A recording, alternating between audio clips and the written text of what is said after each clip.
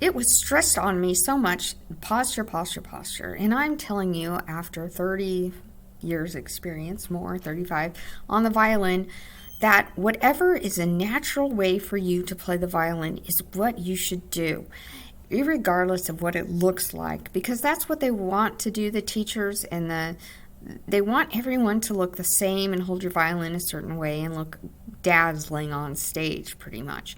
But I tell you, suffered so much pain and neck pain by doing this that I literally have had to quit playing violin for a year or two, come time and time again, wondering why. And then I come back to it and think, well, why don't I just go back to how I did it when I was 10? And suddenly everything kind of fell into place.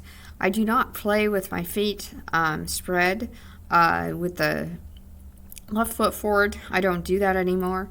I hold my violin down so actually my elbow is almost touching my body, which is a big no-no. You just look lazy when you play that way, so to speak. They say in orchestras, you're not supposed to cross your legs and sit back and look like you're having a, relaxing dinner while you're on stage playing. But sometimes these ways are not our ways, they're God's ways. And I can't tell you how much more I've been able to play just doing this way. And yeah, I do play on the tips of my fingers, and that's a big no-no too. Oh, you're supposed to play on the pads.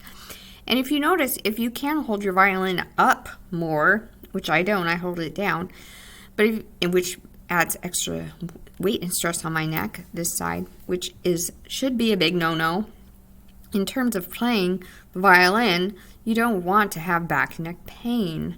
But anyway, because I hold my violin down, it does make me play more on the tips of my fingers, and maybe that's why I always played on the tips of my fingers. I just never really realized why. But you can play either way you prefer. Some people like to play with a bent wrist. Some people play with a straight wrist.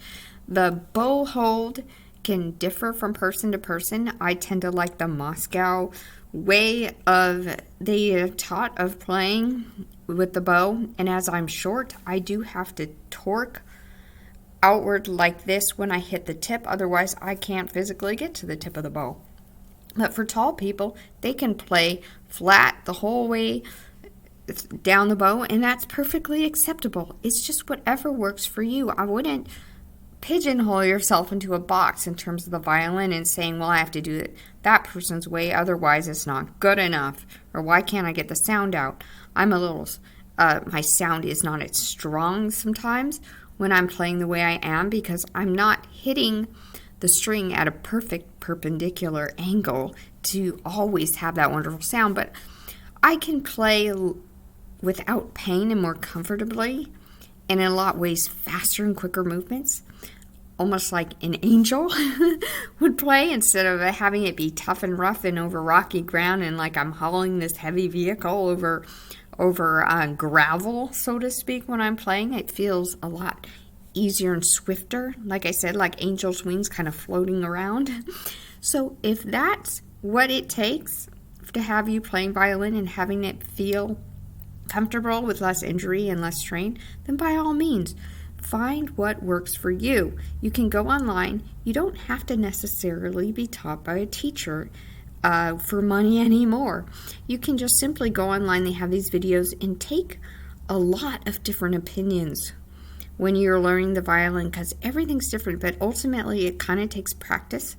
With the violin bow, especially, and the physiology and the how it moves through space and time, and also the fastness of it and the gravitational pulls of it, so to speak, is something that comes through experience. You can study it almost like a scientist would, and maybe I can do a little bit of that for you, showing what happens. Like when I play fast and I go from a high to low strings, my bow automatically wants to go up to the frog, and I've learned, just let it.